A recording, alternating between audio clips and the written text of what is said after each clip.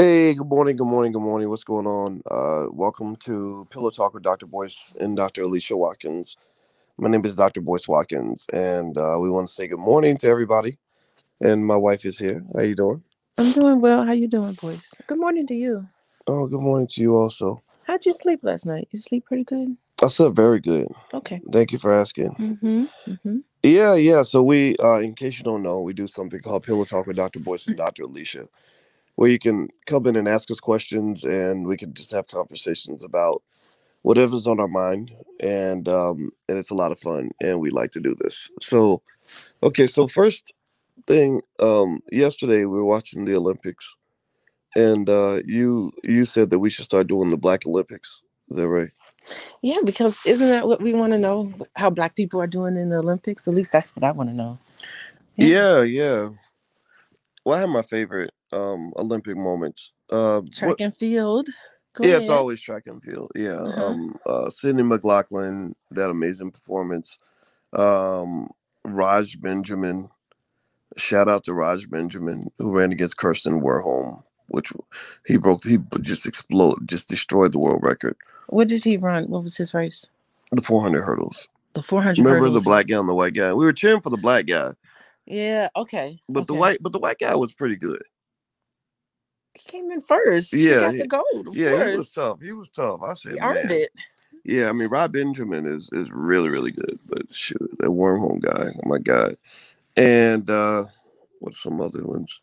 Of course, the Jamaican women. That's been interesting to watching them dominate and obliterate everybody. Yeah, they're pretty fast. I like that Jamaican team. And of course I'm a little biased because I have Jamaicans in my family. And Yeah. and the True. kids are part Jamaican. So Yep. so I'm a little biased, but of course they have a history of really good sprinters. So Yeah. Shout out to Jamaica. that's And what's up. remember that trip we took to Jamaica and how crazy it was. You still have that on record, don't you? I hate that. Oh my god. We one time we were driving through from Kingston up to, was it Monterey Bay? Montego Bay. Montego Bay. Remember? Yeah. Yeah. And we got lost and we didn't go the fast route with the new Chinese freeway. We went through the mountains, which was terrible. It was dark, it was rainy, I could not see. And I was a little kind of mad at you boys because you were supposed to be my co-pilot. You're supposed to navigate and you I got was us trying. I lost. was so trying. And you know, and I almost look back on the day. It was kind of crazy because it was raining and we had to drive through these windy mountains and we're driving on the other side of the road, so we weren't even used to Oh that. goodness. And you were on the other side. I mean, you handled that really well, but I did, but it took a good 2.5, 3 hours. I mean, we were like a really long way away. It was terrible. boys, And we almost couldn't have made, I mean, you couldn't see and it was just a big drop off. oh my god, Oh, and then people were walking on the side of the road. I thought I was going to hit somebody. that was crazy. Oh my goodness. That Never have I ever been so devastated. And like right when we thought we were at the end, we'd make a turn and it'd be like another 17 miles before we got to the other oh my side of the god, island. I don't even want to think about it. But it was fun. You know what made me get through it was you were really calm. And Really? you were Okay. very positive and you were very assuring that I was doing a good job. So Mm. you made me feel good, even though I kept saying, "Boys, I don't think this is the right way. I don't think this is the right way." And you said, "No, this is the right way." And it wasn't. That was just a crazy, terrible experience. So Jason Johnson has a Mhm. podcast. It says 8304 Life on podcast. Oh, that sounds interesting. Okay, Okay. I don't know what that means. I don't Like know. the title of that podcast doesn't let me know exactly what he's focusing on, Mm. unless those numbers mean something that I don't get. But good luck to you and your podcast. I hope you have Yeah. something good to say. I hope it's something, some We good, should be. meaningful information that can contribute to society. Yeah, we should take a look at Jason Johnson's podcast. Okay. I wish him well. I really do. Yeah. Okay. So one thing that's interesting, as we were talking about this whole thing this week with rappers, we get these interesting rapper entanglements. I think the black community is really mad at rappers. How many of y'all are really pissed off at some of these artists and the record labels and the fact that they're pushing this crazy stuff onto black people? Because we had two things happen. One was Lil Nas X. Hmm. Um, he tweeted at me because I guess he got upset over something I said about his crazy twerking in prison video. Do you think it was him that put that tweet together? Do you think, or do you think it was like his team? His team, It could have been him. you It could know. have been him. I mean, a lot of people manage their own Twitter accounts. It ain't nothing to send out a tweet. And he's like 23 years old. He's probably sitting around on social media like all the other 22, 23-year olds. So you think he formed those words together himself? Yeah, because if you Okay. look at it, it's Hmm. not like it's like perfect English. It didn't look like a PR statement. Okay. It was like get the fuck out of here. Why y'all fucking motherfucker ain't talking about no fuck this shit. No, no, this No, shit. I mean, I think it was. I do remember what he said, and it seemed like he spoke as if like gotcha. Like first of all, he didn't. He clearly doesn't isn't up on your content because he would have known that you are very critical of all rap music, especially females that put out rap music. Mhm. So because his comment was something like, "You don't say anything when they." What was his comment about? You don't say anything About women. about women. What was it? Something about I can't remember what Nas said. We can't even remember. It's not even that. It's not even that Yeah. important. But the thing is, he was trying to like, I gotcha. Like Well, you're coming after the LGBT, all that kind of stuff, but you're not coming after your own stuff. So I guess he was trying to call you a hypocrite or something. yeah, Mm-hmm. that Mm-hmm. But happens. that I mean, fell. That fell kind of flat. well, less informed Negroes tend to, Yeah. they tend to fall down in situations like that. I mean, it happens. And that's the thing, though. People, it's not really about truth anymore. The internet and internet chatter ain't about truth. It's about what sounds good to your base. Hmm.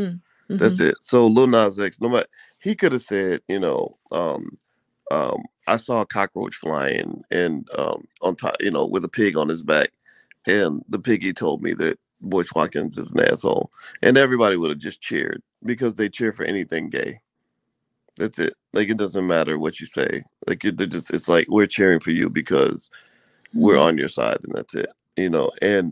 It's fine. I get that. And so he wasn't really talking so much to me. I think he was talking to his people. Mm-hmm. Like me and my people are gonna look at that and be like, "Come on, man, that's crazy." And it's not Mm-hmm. like anybody's gonna sit down and do an extensive, exhaustive Yeah, background people don't have. search. On me, unless it's something bad. I guess if I had a bunch of bad stuff, they would dig that up. And people do. The people, and in fact, just to tell you how the truth doesn't matter on the internet, like people will go back and find stuff about me that isn't even that big of a deal, but they'll make it sound bad. Got you, boys. We got you now. Yeah, like we heard you work with a Chinese guy 4 years ago. Oh, and that means the Chinese guy is controlling your whole operation. And again, no factual basis to it, but that's kind of what it is. The internet's like kind of a stupid place sometimes. Yeah, I mean, a lot of your presence is on the internet, and I'm just curious, like, how you deal with that. How do you deal with that? Seriously. I don't. I ignore a lot of it. You Mm-hmm. gotta ignore stuff. You just gotta move forward. And if I feel that there's a benefit to responding, I might. Mm-hmm. Just for fun, Okay. like fun engagement. Engagement with your adversary every now and then. You Mm-hmm. can't just can't become obsessed with it. Because you're not gonna win. You're gonna win and you're gonna lose. You're gonna have people where they get you. They're gonna say, "Yeah, that's right. Get him. You destroyed him." And then you're gonna have people that are gonna be like, "Man, I hate you no matter what you Mm. say." So you can't get caught up in trying to appease your enemies or those who hate you. Yeah, I think that's true. I think you put up a really good George Fraser, is that his name? Yeah, George Fraser post about somebody saw something about you on the internet, tell them to go look at it again or something like that. Yeah. It was really Oh good. yeah, George Frazier. I love that With guy. George Fraser, and I think that is common because I remember you had some conversations with Claude Anderson, and he said that too. Just kind of ignore it. Yeah. And I think a lot of the elders, I can call them elders, Claude Anderson, George Fraser, and some other people who really see you and really respect the work that you do. They're just like, don't get distracted by all of this. Yeah. Just That, keep pushing. yeah, that's the consistent energy. My Mount Rushmore is Louis Farrakhan, Claude Anderson, George Frazier, Yes, the three and of them. oh no, Kenny Gamble. Kenny Gamble, Yeah. yeah. Yeah, I never got to meet him. Yeah, we'll go to Philly. You should meet him. He's great. He's a great guy. Okay, all Yeah. right. So Yeah, so those four are the people like you look up to, yeah. which is really cool. Yeah, but they're all strong black men who just have a certain they're all really, leaders, kings in their own right. They Mm-hmm. all, just kind of carry themselves a certain way, like a type of dignity that I respect. So yeah, those four guys are great. King Styles wants to play Call of Duty again. Oh, okay, Killer King. Yeah, I remember. Yeah, man, you're good. I gotta get in there and figure out how I can friend you. I have a new account, so but yeah, let's hook up, man. Yeah, I play Call of Duty, and I find that that's a great time where I can just talk to people and answer questions while I play video games, like You like a big old kid. you know I love it. I just I really do support. I don't know. I guess at one point maybe I'll get to the point where I'll say, "Boys, get off of Call of Duty." But I've never said that to you. I've Yeah. never really said that. I've never felt that you're playing Call of Duty too much, Well, and you need to it spend was more something time with me. I needed something different Mhm. because I was really enjoying what I do, Mhm. and I was Mhm. getting good at what I do, but I was doing it too much. I was like, no, I want to do something different. I want to just change my life. So I said, let me pick up something that I don't know how to do, and I'm just gonna sit here and see if I can figure out how to do it. Well, I mean, you did. I remember you telling me that at one point you were all into video games. As a kid, yeah, when I was younger, well, not as a kid, but more like early 30s. Well, it made me feel really good because I heard you when you said that, and so one year for Christmas I got you the Xbox, Yeah, you did. and then I noticed you didn't even open the box. Right, I right. was like, okay, maybe he doesn't want to play video games. But then one day you just opened that box up, and you were just all on Call of Duty. So it makes me feel like you like my gift. Yeah, I love it. I really Well, appreciate that. yeah, I didn't even turn the Xbox on for probably 2 years, and even when I first started, I didn't even know how to turn it on. I didn't know what button to hit. I didn't know how to play a game. I didn't know how to download. I knew nothing, right?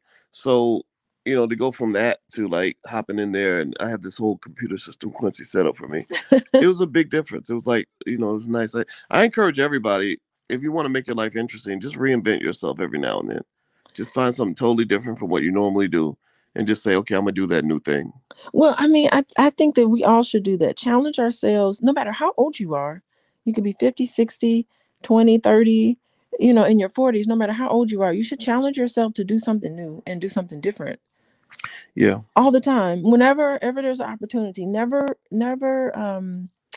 um, never squish or never stop your curiosity. yeah, that's so true. And That's so and true. just be open to learning new things. I just feel like there's almost in some pockets, there's this sort of attitude that everything that changes and everything that's new is bad. It's Yeah. awful. It's a big agenda. It's a big agenda to destroy humanity and to destroy Black people. When really, it's like, okay, I think sometimes, not all the time, we should just we need to adjust a little more and just make it an opportunity to just, okay, let me pick up on this new thing and learn it. It can Mm, help your brain. You'll never grow old if you're always curious about things, like the curiosity of a child. nice. Good point. That's what I think. Well, Jason Oh, Johnson didn't give us information about his podcast. I think we should support the brother. He said 83 is the year he was born, and nice. '04 is the year his son was born. So Oh, is it a father son yeah, podcast? shout out. Let's see, '04. So that means his son will be 17. Yeah, oh 04. His son's Nice. Yeah, 17 because ours is 18. and he At was oh '03. 03. Mm-hmm. Oh, that'd be nice if the. So I wonder, he should give us a little more information on it. Well, he did. I mean, what it's about. I wonder if it's about father son things. Oh, yeah, yeah. Well, I think we should support his podcast. Everybody go to 8304 Life on podcast. Look it up. 8304. I Yeah. like it. We see a black man doing something good. We should support him. If you have a business, say the name of your business. I'll say the name of it. I'll say it out loud. And then give us information on what it is. Unless it's Well, like not too much information because sometimes people be typing all long they in be the chat. typing long stuff. I don't want to Okay. read like a paragraph. Okay. Well, if your business is 8734, then we don't know what that is. Or 8304. Yeah, that's true. Whatever, Well, yeah, but now we do. Now he's briefed us and we're fully informed. Now let me do me a favor. Let me know if you guys can still hear me. I'm actually switching screens because I want to look at something. Okay, so I'm gonna ask you about some quick questions or quick thoughts. You can Okay. ask me some quick Yep, thoughts. yep, yep. Oh, Okay. okay. All right. Let's So see. I had a little interesting we had a fun situation this week where the baby, the rapper the baby, Mm-hmm. and he made the comments about don't suck a blanky blank in the parking lot. And they banned him. Like he got banned from about 10 different events that he was supposed to perform at. It's like you could just hear the dollar signs, cha-ching, cha-ching, just all that money going out the window. So, what do you think about that? I personally think rappers, record labels hate the black community. I really do. I think record labels hate the black community because they'll have music where they're calling black people the N word. They call black women B's and H's. They will push drugs on black children, push financial irresponsibility on black children, and then celebrate genocide, celebrate the death of black men. But then you say one thing about gay people, and suddenly it's the end of the world. So record labels, Apple Music, Spotify, all of them, all the people that are Warner Brothers, Warner Music, Epic Records, all these record labels that are pushing this stuff onto the world. That's Klan music. That's KKK music. Okay, so my initial reaction, which is what I think you're asking me for, is Hmm. it's not working. I don't think it's working. I think this big agenda to push this negative music on the black community, I don't think it's having the effect. I don't think it's having the effect that they want, because only because there's three children here, and our youngest, she doesn't even listen to rap music, number one. So it's not penetrating her. And maybe we're just an anomaly, but I don't think so. And the Hmm. other kids, they don't listen. They do not listen to that kind of stuff. Like Well, the type of music they listen to is rap music, it's R&B, all of that, but it's really positive.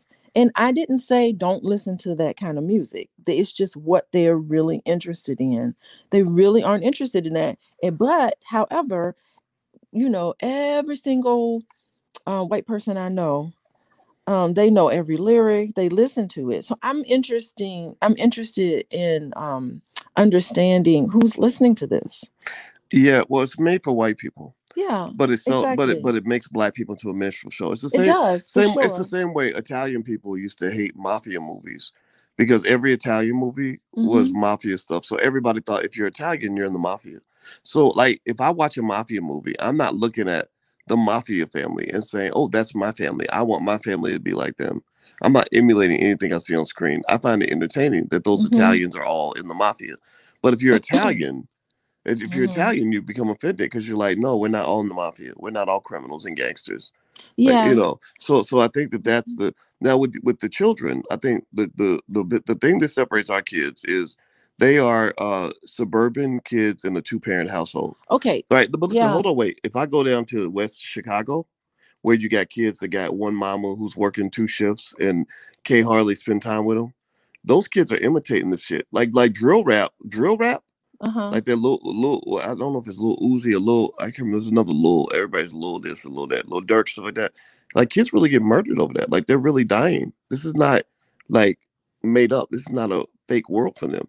Okay, so I just want to remind you, boys, that I spent quite some time as a social worker in Chicago, and I worked with high school kids, and in you know high school, schools that were failing. They were failing schools, and I remember having a conversation with them, and they didn't listen to mainstream music either.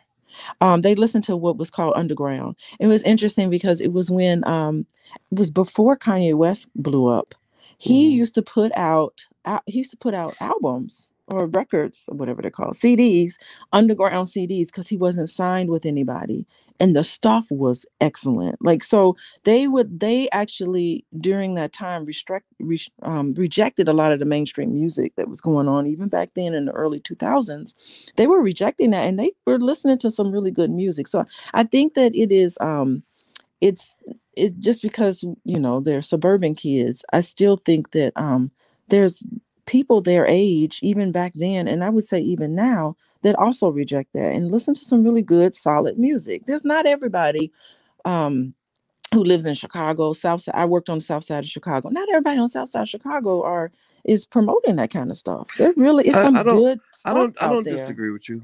But I, I'm just telling you from what yeah, I experienced yeah, working in those schools. yeah. Well, you and I Um, both know young people who have fallen right into that culture, who we have worked with, where their brains are gone like that because everybody's smoking, they smoking because everybody is having baby daddies and chaos like they're doing it like yeah, we've seen that's that. And true. I knew a young lady who was really smart, and I remember first time I met her, she was in high school, and she told me that her favorite scholar was Cornell West, and I was so impressed.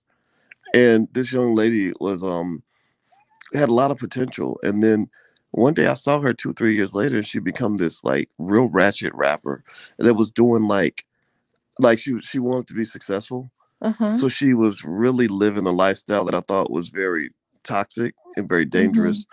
And the thing about it is, I don't think we can sit here and pretend like music doesn't influence culture. Yeah, I That's think what I'm I think it saying. does influence culture, but I don't think it's having the effect. It's not penetrating as much as it is. So I'm not as pessimistic as some people might be, because I think there is a disconnect between what mainstream hip hop music is putting out, and I mean mainstream, versus what people on the streets really listen to and really like. And I'm just basing it off of my experience living in Chicago for 8 years, my experience working with young people in Chicago on the South Side.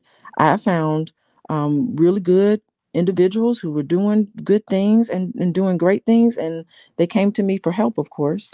And but I just didn't find that. So but maybe, maybe I'm wrong, but I didn't see it Yeah, having the well, I hold. know a lot of young people who are using pills, like, and a lot of rappers promote pills.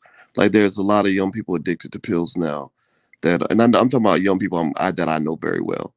That Wait, are. hold on. So I don't know, who are these people? I, Maybe I we have to have a I'll tell conversation you who they more. are. Yeah, we don't You're talk. not telling me Yeah, we don't. I everything. remember I mentor a lot of young people, and I see. Don't get me wrong. I'm not saying every young person is being sucked up into this. Yeah. The ones who have a lot of guidance, like two parents, that tends to be a big factor. But when you're talking about Okay. these kids that are just out here trying to figure it out, or even if you're an underground rapper and you're trying to get a record deal, you're gonna do the same bullshit that they're doing in mainstream media. So I personally think it does matter and it's making a difference. You see Okay. even the way men talk about women now. Men don't have a lot of men, not all men, but there's a lot of men out here that don't have no respect for women. Like, they think it's weird, they think it's simping that I Hmm. even said that I love you in Can we public. please not talk about that? Yeah, No, I but think well, I think that that's important though. all Well, conversations lead right, down but that what I'm road. saying to you is, like, Hmm. there's millions and millions and millions of black people that are having their thinking shifted by the culture. Okay, so I think we kind of, let's just politely agree to disagree on that, because I think that it's not working. I think there's a disconnect with what Shit, that's people why are Kevin. doing. Hold on, Where do you think hold Kevin on. Samuels got his following from? Okay, It came from the pimp culture. Like, okay. that's what it is. It's like these women, like, if they get out of hand, you just smack them down, and then they gonna get straight again. But go ahead, please continue. I'm just telling you. I'm just telling you. I'm a It's little all more connected. I'm a little more optimistic than you are. And Okay. All I'm right. just basing it off of what I have seen. And it is yeah, yeah, we could all day long come up with anecdotal information to say no, that's not right because of this and because of that. Yeah, I mean, it could be anecdotal, and we don't have the data. But I worked with lots of people who just didn't fit that mold. And I know really beautiful families that came from a single mother family, and it wasn't all treacherous. There were beautiful people coming together, supporting everybody in the family. This is what I saw. I just have to Okay. base it on that. And there are always going to be people who fall off. Um, and you can find examples of that all the Okay. time. But I would caution you, because you just told me, you gave me some new information. You gave me information Mhm. that you are mentoring somebody who's taking pills. And I'm real curious about that, I because mentor, like, there's a lot of young you people. mentor people. If you're mentoring someone who's taking pills, I mean, I think you should encourage them to get help, boys. Oh, maybe, but I don't get in people's business like that. I Okay, don't. so are you mentoring them, or are you not mentoring them? I Because mean, I think I don't. mentoring When I say means mentor, getting into when I their say mentor, I'm business. talking about, like, when I see you, I can give you supportive advice. It's not like I don't have any official mentorships. I Okay. have guy The thing kids. the thing is that I'm not certain a good mentorship is just you spouting out advice. Like, I'm not Hmm. certain if just like you giving people advice is good mentorship. I think getting into their heads and asking them questions might be a better way to mentor someone. It's just saying, "Okay, tell me what's going on. Okay, I understand you're taking pills. No, no. Sometimes they Can you don't. tell me No, what's sometimes people happening?" don't tell you. Like, it might be something where their friend might tell you, well, she's using pills, right? And it's not something where I can come back and say, well, so and so said. Yeah, but that's let me tell you, Well, pill that's the popping thing too, is especially when you. extremely dangerous. Yeah, So, I I agree. mean, the Uh, best thing you could do is to say, listen, do you have a problem with pills? And asking them straight out. Like, don't not talk about topics like that if you feel like Well, someone. Now I'm really interested in who's I using will talk pills. about it later. We'll Yeah, talk we'll about it talk later. about it Yeah, yeah, later. but I mean, but I say in general is you can't tell me the music does not have an influence on the culture. It's like with young people, you do see an impact, and I see it everywhere. I see it. Yeah, so That's why it. that for example, like somebody mentions Lil JoJo, how Lil JoJo got shot.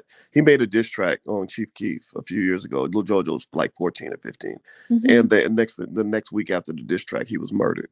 Oh my Right. god, yeah. And the thing is that this stuff happens all the time, and that's the thing. And the record labels cheer this shit on, and they want to see these black kids dead. They don't give a damn, and it's all for white entertainment. It's all you know part of the minstrel show. So Ellie's asking, why do they sound like they're in the bed? Because we are. We are in the bed. This is why we call it Pillow Talk with Dr. Boyce and I, Dr. Alicia. maybe we shouldn't sound like we just woke up. No, if it's pillow talk, it's pillow talk. Papo says family who seek out counsel for social workers are the type of families who actually care about their kids. I agree with that. Well, some Um, of them were mandated and some of them were not. mhm. So I mean, it's just I'm here. I'm here and you have to come see me in order to, whatever. So some of them were mandated, but I found a lot of good there. A lot of good. True. Yeah. Let's see. Ray says black media shouldn't be giving the worst of us any airtime or discussion. All the good people who are black doing great things is what black media should be promoting. Yeah, who said that? Ray. Thank you, Ray, for that comment. I absolutely 100% agree with that. I think we are paying too much attention to things that are not working, and there's a hundred thousands, lots of things that are working, and that we should focus a little bit more on that. And we could change. I mean, we think we're terrible. We look at ourselves, and I really think that it's unfortunate about COVID, but if we start connecting with each other more and start getting to know people more, we start realizing that, oh my goodness, there's so many good people all over the place, no matter where you live, no matter what your family structure looks like. There's excellent things happening. Yeah. And we need to Yeah. let go of all of this negativity that really is a lie. And, Well, I like to hit both because yesterday I interviewed a lot of really positive. I interviewed Dr. Nicole Price, who's a brilliant black woman. I interviewed a 12-year-old, I can't remember her name, Aaliyah, I think that was her name, who it was super articulate and has a great business. I did a lot of coverage on really smart black people, but then also I talk about the music because that I see that influence in so many of our young people, the image, the way our community is viewed. A lot of black women can't get certain jobs because they think that every black woman is like a Cardi B type, or that they're going to identify with a Cardi B. I've heard black women say that. I know women who try to go into the music industry who can't because they're being constantly sexually harassed by well, men. we're talking about the music industry too. Yeah, And it's really the industry. It's not so mhm, much talking about the rappers. It's talking about the industry. mhm. Like marketing matters. Like in warfare, did you know that the first thing you do when you conquer a country is you take over their media? Yeah, propaganda. Yeah, So because you want to control what people think. here, Media matters. I want to bring this back to the Olympics. I think how is this related to the Olympics? I think it's almost, here's how I feel, boys. I just think that we are having an issue. We have the talent, okay? I'm bringing this back to the Olympics. We have, as black people, we have the creativity, we have the talent, we have the abilities, we have the intellectual abilities. We excel as a people, as a whole, so well. And it's when we start interacting with people who do not necessarily have our best interests at heart, but we need them because they have the systems. Okay, they have the systems, they have the schools, they have the structure there. I think that it would be kind of cool, almost like what you talked about. It would be really kind of cool if we all just came together and just said, no, we're not participating anymore.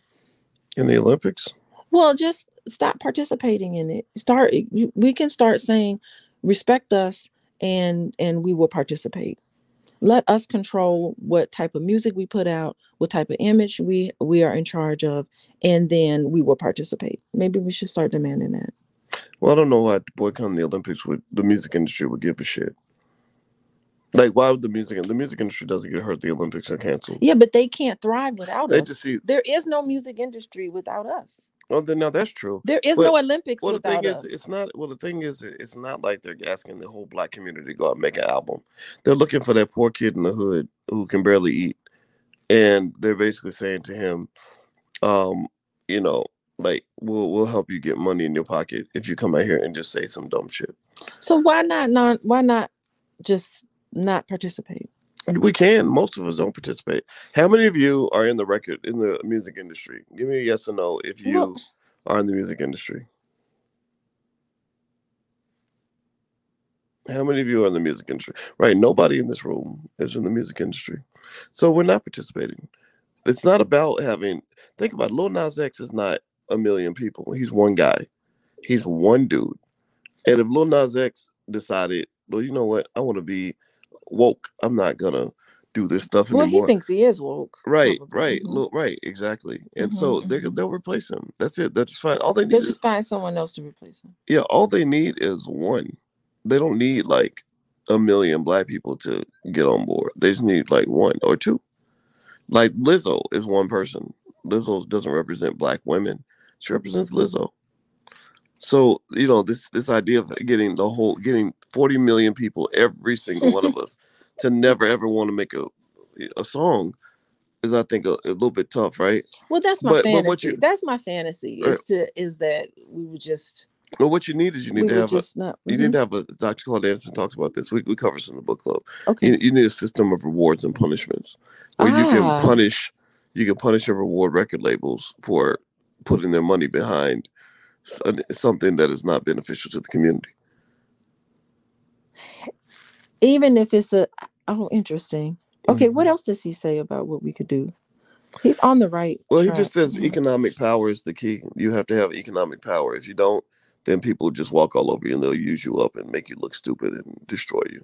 And there's not, so you have to, as black people, think about, building your wealth and your infrastructure so that you can fight back. Like, so when somebody puts out, like, because believe me, give me a yes or no, guys. If we put something out there, like, okay, so Lil Nas X had a video of black men twerking in prison butt naked. Mm-hmm. If they did a video of Jewish men twerking butt naked in a concentration camp, what do you think would happen? Um, do you think the Jewish community would be upset about it? Or do you think that they would just, cheer it on and say, wow, that the record was dope? And then attack somebody who has a problem with it. Right, A exactly. Jewish person has a problem with that, and Right, then they attack them. right. So there's not So, enough what makes Jewish people different from us, then, boys? wealth, Mm-hmm. power, Mm-hmm. wealth and power are connected. That's what it is. Mm-hmm.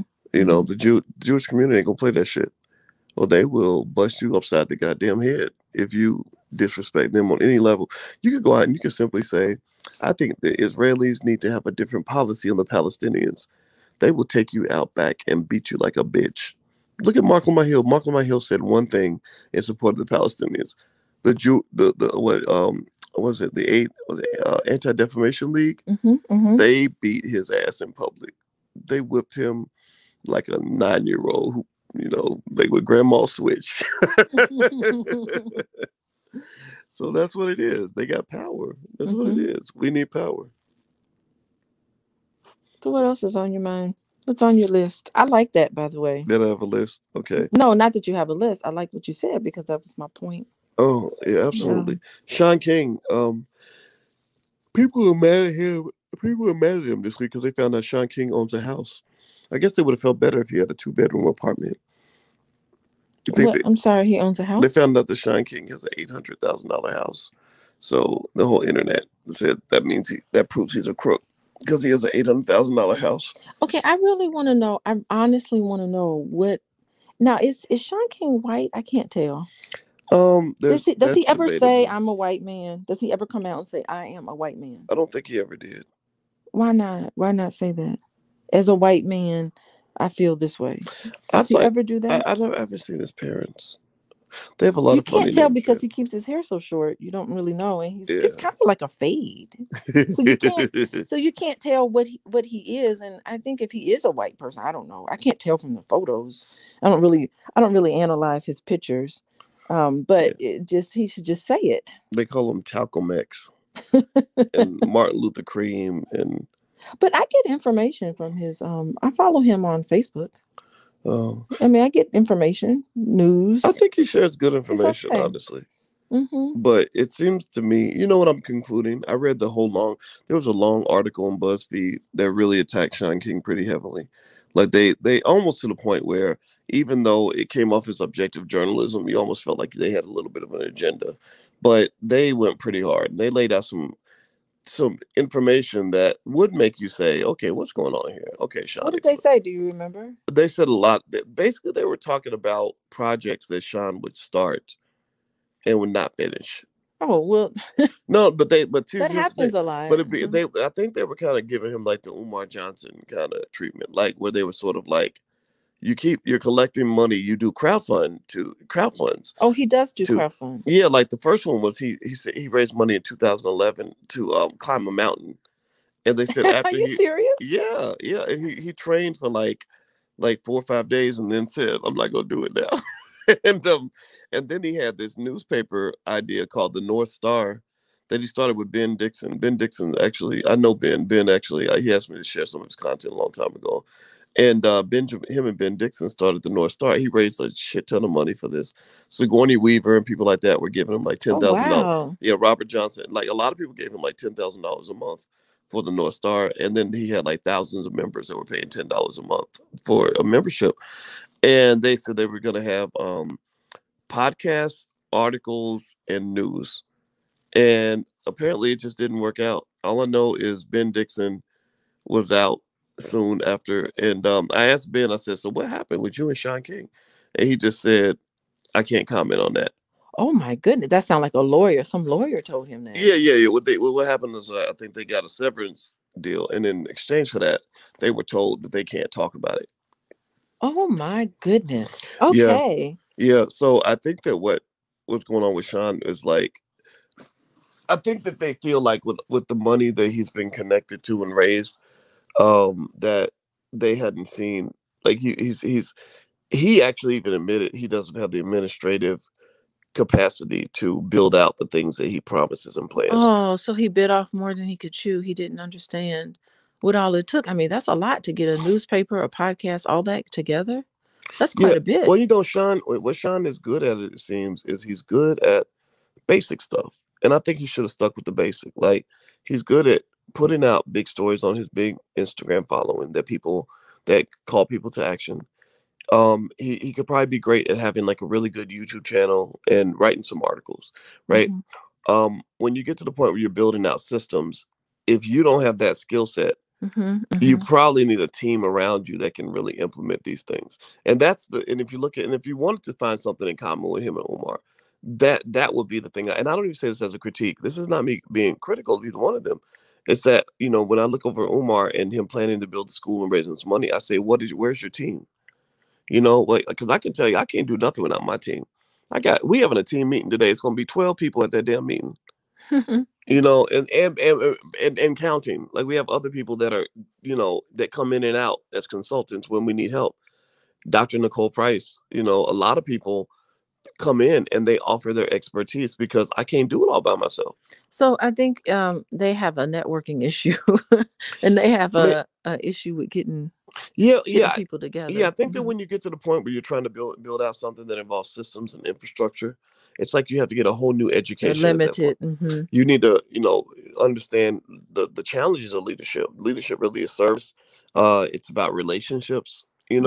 And I'm not an expert at it. I Yeah. wish I could be better at it, and maybe that's why I admire, the Kenny Gambles and the Farrakhan's, because they are able to bring a whole crew of people. Like, Farrakhan don't go nowhere by himself. George Fraser has a whole team. He has a faculty with the Power Network, with his Power Networking group, that's like got dozens of people in it. Kenny Gamble has a whole team of people. And I think that is something that we should understand as Black people, that when you're trying to do everything by yourself, it's not going to work. And then you have to know what you're good at and what your weaknesses are, and then Mm. find some people who can like fill in those weaknesses. Yeah, Say, yeah. I'm good at galvanizing people, but I'm not good with the details. I need a detail oriented person to come in and help me with this. Yeah, Hmm. yeah. Get you some help. Whatever you're trying to do, guys. I'm Hmm. telling you, if you're trying to build systems and businesses and organizations, get help and don't make it about you. You know, and I don't even know Sean King in term personally. You know, he was supposed to come on my podcast. He did. I was disappointed that he got quote unquote got sick the day of and then never called back.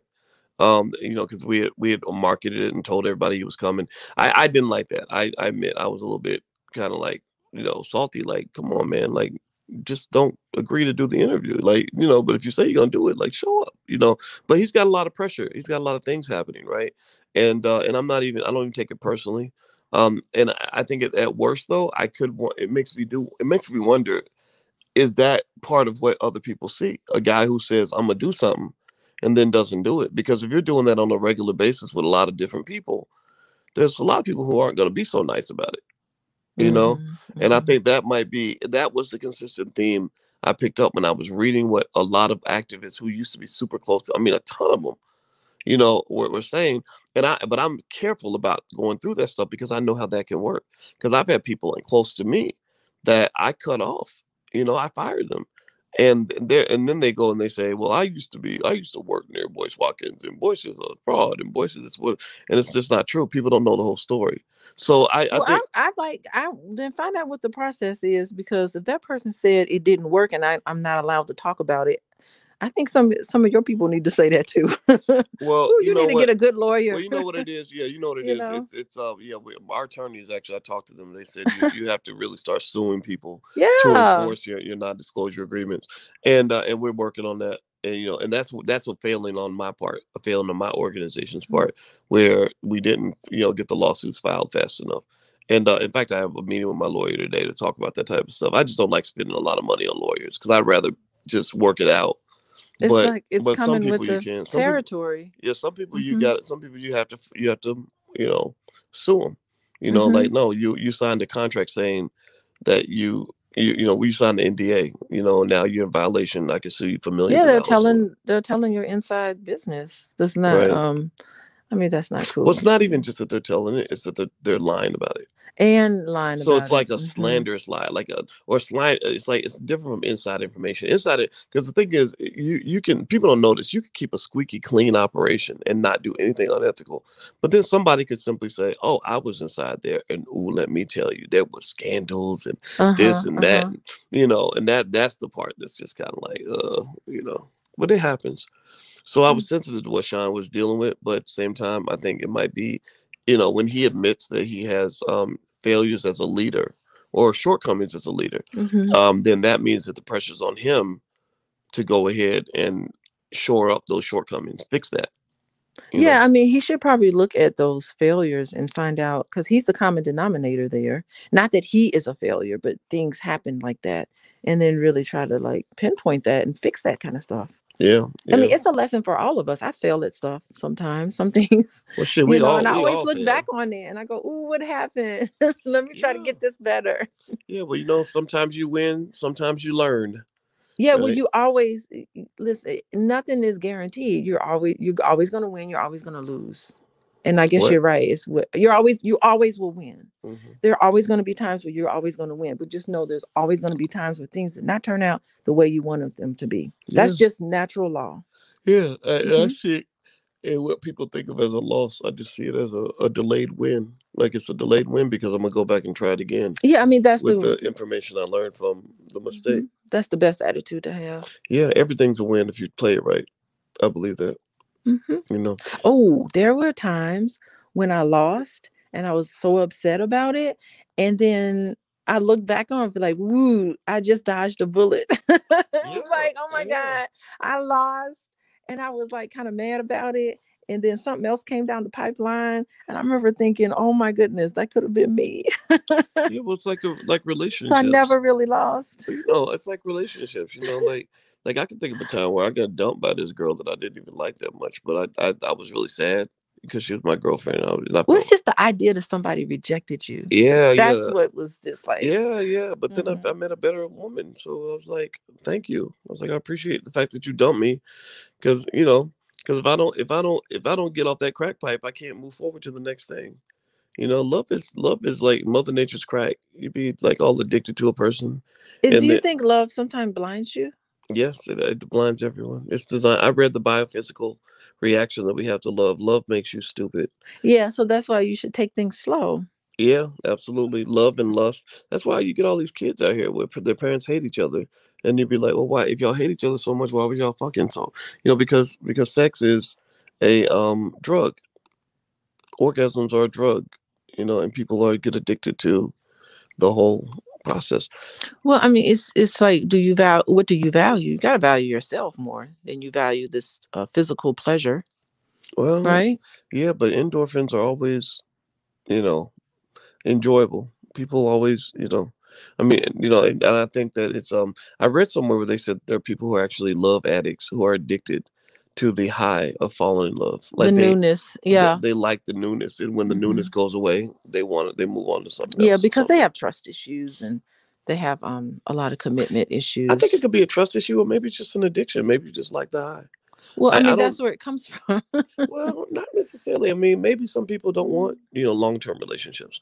Maybe some, like I never wanted, you know what, Are when you talking about yourself? no, listen. Oh, okay. But no, especially when I was younger, what I liked when I was in my 20s and 30s? I liked a nice 2 to 3 year relationship because I figured after, 18 months, no, yeah. no, no, no, about 3 years. 3 years. 3 years, because I figured after about 2 or 3 years, we would be getting on each other's nerves and we would be ready to try something different. Yeah, so you have very unrealistic expectations about relationships, and I wonder if No, it was realistic for me. It um was what I wanted. It was what I want. well, I I wanted begged, I don't I know, I I wonder about I that. wanted marriage in my 40s. I did not want marriage in my 20s. That's why I laugh when the guys are like, oh, you should kick you to the curb for 20 years. No, I didn't want to get married in my 20s. I wasn't interested. I had no. You know what? If we Uh huh. dated in the 20s and in our 20s, I just Uh-huh. am curious. I don't think you would have kicked me to the curb in 2 years. Well, I'm not gonna say that. That's kind of a Because I think like after a certain point, you're gonna have to face yourself. You're gonna have to grow. yeah, but I You're gonna have just to learn how to talk, how to communicate, how not to avoid things, I and how not to ghost on people. when I was 25, There's a respect when level when I there. was 25 years old, I had no understanding of why a person would commit to a person for the rest of their life at the age of 25. You know who taught me Hmm. that? Oprah. I watched Oprah when I was in my 20s, and she was in her 40s at the time, and she Hmm. said, "I'm in my 40s. I can't imagine being with the person I dated in my 20s right now." Yeah, so I'm looking at Oprah's past, and I could see why she would say something like that. Well, she had Stedman. She had some challenges growing up, and so when I hear people make statements like that, I do see a very hurt person. Um, Maybe, but but I just why can't a person be fully healthy and fully intact and just say that's not for me? Like, why can't why is it that we will pathologize people who don't do what we think they should do? it's not about that. It's about because on some level, as human beings on a Mm, certain level, we have the need for attachments. mhm. It's not even just a need. I mean, it is. Listen, our need for attachment supersedes our need for food, boys. Right. So Okay, so our what if we're fulfilling our attachment need in some other area of our life? Like maybe I'm attached. Some people get attached to their job, or they get it's attached to their dog, or get it attached to their city. it's fear. They're scared. They're scared to really put their guard down and let somebody see them because they're scared that that person's going to reject them. They're going to see them for who they were after a few years. They're going to have to face up to some things and grow. Like you can't hide, but for so long. And underneath all of that is the fear. And so that is an attachment. We Do you are think that all need people? attachment. Okay, Mhm. so it seems to me that I can also say that people who are determined to have long term attachments, they have a fear of being unattached. It's not about Like they determined. no, but seriously, think about it though. Like my mom. You're misinterpreting me. But go ahead. Well, no, but I'm saying though, like anybody, because I think anybody who chooses a certain strategy in their life, whether it's long-term attachments or a series of short-term attachments, is expressing a fear of not being able to live the life that they want to live. Like if you've been married 30 years, maybe your fear is being single. You're scared to be single.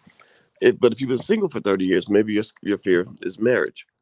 I think that's logical. I think that's okay for people to feel. My feeling is do what works for you. As long as you're happy, if you're content with where your life is, then I don't feel like you need help. The only people that need help are the ones who want a certain life and they can't get it because they have something about their personality that's keeping them from getting it. Like I wouldn't pay money. I would not pay money for a basketball coach because I'm not trying to get to the NBA. Like I don't feel like I need to be in the NBA. But if I really felt like I needed to be a better basketball player, then I need a coach. Okay. My limitation is that I don't work out enough. What I'm saying is that as human beings, we need to have that attachment. We desire that attachment as human beings. I agree. Mm-hmm. Okay. So if we desire that attachment, why must it come in the form of a romantic relationship? That's my point. Why can't the attachment be some other type of attachment? Maybe I have a buddy that's my roommate. Maybe it's a longtime girlfriend. Maybe it's my dog. Maybe it's my Mm-hmm. job. You know. I'm not talking about actually having a wedding. I'm not talking about having a wedding and getting married. I'm talking about Mhm. the actual attachment to someone. Okay. Because marriage is an institution. I mean, we know what that is, what that's about. I'm talking about that. Being wanting to share yourself with someone in that sort of way.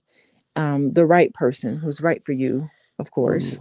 Mm. That is going to require you to grow in a way that you won't be able to grow any other way. You know what And that's what it is. you know what this reminds me of? This reminds me of 20 years ago Yeah. when you and I were just friends, and I was telling you about my dating life, and you were married, and I was telling you, I was like, yeah, I think I'm gonna move on and try something different or something. And you said, but Boyce, why wouldn't you want to find somebody to fall in love with and be with for the rest of your life?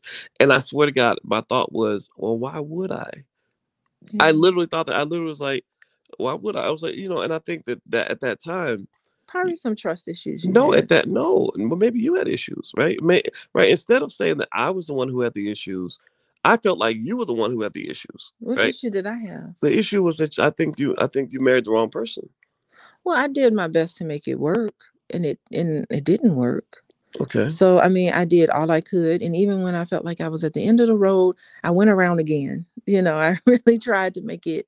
I really left that situation knowing that I tried everything that I felt I needed to do to make it work. But then it just didn't. Well, I'm not gonna say So anything. I think that sort of thing was important. Well, I don't want to say anything negative about him because he's a good guy, Mm-hmm. so I'm not gonna say that. But I will say that everybody, I think that Sharon Coleman makes the best comment, and I'm gonna read Mm-hmm. that, and I think it's a good thing to go. She says, "You're always happy if you stay true to yourself, Yeah. regardless of who's in your life," and I think that we can agree on that. Wait, who said that? Sharon Coleman. Yeah, good job, Sharon. I think that is so true. And I think in that process, when you're dating other people, you learn about yourself. It's almost like you really have to say thank you for that lesson. So everybody that you're in a relationship with, they're there to teach you that lesson, or you wouldn't have picked that person. So I've learned my lesson. I learned my lesson, and you do some. Usually, you learn your lesson and you grow together. Sometimes you don't. Yeah, Yeah. I really feel like I'm just gonna stick with what Sharon said. I like the idea of being true to yourself, Yeah. and the thing about it is I was always happy with who I was. I would always sit and reflect, and I gained a lot of self awareness by saying, who am I? What makes me happy? And sometimes I would say, okay, everybody's telling me to do this, but that's not going to make me happy. I'm going to go do that. And then people would try to come in and pathologize my specific choice on what makes me happy. And they'd be like, well, the reason that you like that is because you have this issue or that issue. And I rejected all of that. Hmm. Well, I was see, like, no. instead of rejecting Mhm. everything, like so, if you tell me, "Hey, Alicia," you used to say that to me, "Hey, Alicia, you haven't moved away from home. Maybe you need to move away from home." I never rejected it. I said, "Wow, let me think about that because that's a really interesting statement."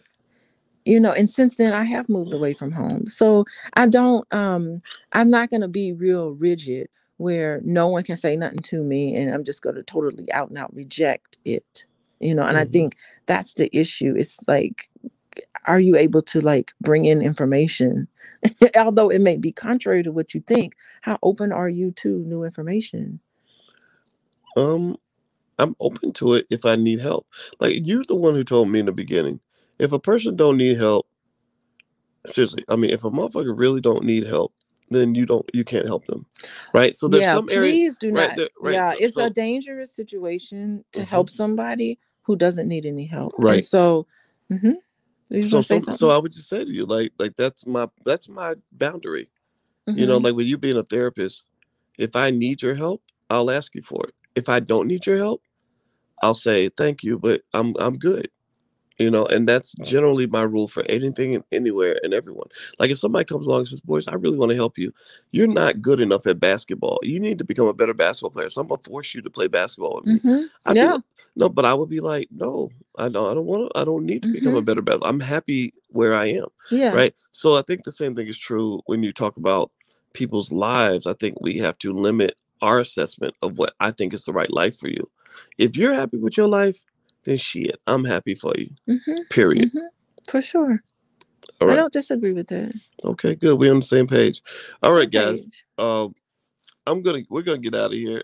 It was great talking to you. And Alicia's website is coachingwithdralicia.com. She actually sees couples and also individuals on relationship issues. She's a relationship counselor and she's very good at it. And me, And I am Dr. Boyce Watkins. And also you can follow her on Instagram at Coaching with Dr. Alicia. yeah, say what are you, boys? What? Talk about yourself. What are you? You are a, Finance professor? Is but that? yeah, finance professor. Oh no, that's not about me. But What do you well, mean it's not this about is a you? good question. So Ellie J J says, I don't think Dr. Alicia would have dated Dr. Boyce in his 20s. So I why don't don't you answer that know. question? What would have You know, happened? I never. You. The thing is that you never came to me like you were interested in me, so it never crossed my mind. It never. And it's really interesting because it crossed the mind of people who were friends with me back then. Yeah, they thought they we were dating each other they because we thought were we good were friends. dating, but it honestly never crossed my mind. And the funny thing is that I was single when we dated. I was 19. No, when we met each other, I was 19 years old. I did not get a boyfriend until I was 21, 22. So Hmm. I spent 19, 20, 21, 20. I spent 3.5 years just being your friend, absolutely single, and you never came to me. You never approached me. And we would be friends. We would hang out with each other. I'd go to your dorm. You'd come over to my dorm. We went to the movies to see Pulp Fiction. Oh I yeah. remember that.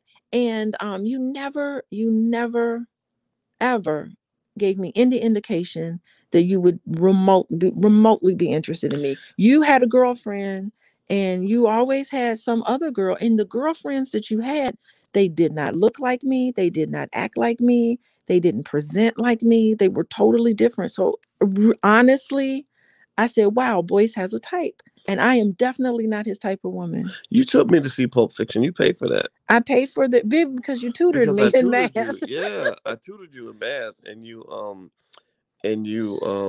took me to the movies as like a thank you. Yeah, Yeah. but you never ever. I never thought, like, I'm floored. Well, I'm not gonna tell. I'll tell the truth. I was actually a little bit intimidated by your beauty. Like you're the prettiest I'm woman just I'd a ever single seen. lady. Yeah, and I don't know. I think at that time, yeah. Sometimes you just don't know. Like I didn't really learn how to really even talk to women until I got into my 20s because nobody taught me. I had to go like learn and read books and stuff. But actually, I learned a better approach. I instead of learning a bunch of game and a bunch of bullshit, like I just learned how to be like a nice person and be smart.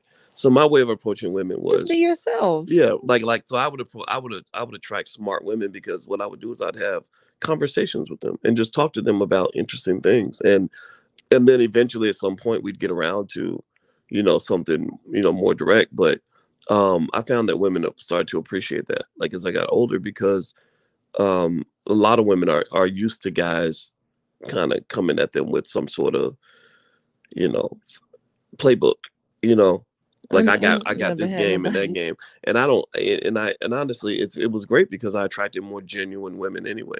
Like I attracted the woman who just wanted to be with you and spend time with you and have a good time with you, and wasn't caught up in the superficial. So I never dated superficial women. I never dated women that wore like tons of makeup or would put on a big front or were super shallow and materialistic. Every woman I've ever Okay, had a so maybe we're all the same on that level. It's just hard for me because I get maybe physical, like appearance wise, it wasn't much of a. let me tell you the things you have in common with all the women I've ever been in love with. I've been in love like maybe about 3.5 times. And That's a lot. That's a lot for people. it's Some whatever. people maybe once or Okay. twice. But go Well, ahead. one thing you all have in common is none of you wore makeup. I didn't even realize that until later. But Ah, I interesting. never was attracted to the women that were super flashy, and because I saw that as fake. Like I wanted to know the real you. I just it's like me and you, Uh-huh. you And I've know. had people tell me, "Oh, Alicia, you should put more makeup on. You need to be more glamorous." No, And I I don't. just, Mm-mm. it's just not There's nothing me. appealing. Like I watch shows like Real Housewives and Basketball Oh, Wives. those women, they spend, you could tell every day. Those women, they come off to me as weak, shallow, high maintenance, and unbelievably ridiculous and immature and Uh, gross. They gross me out. Like I would be embarrassed to have a wife like that.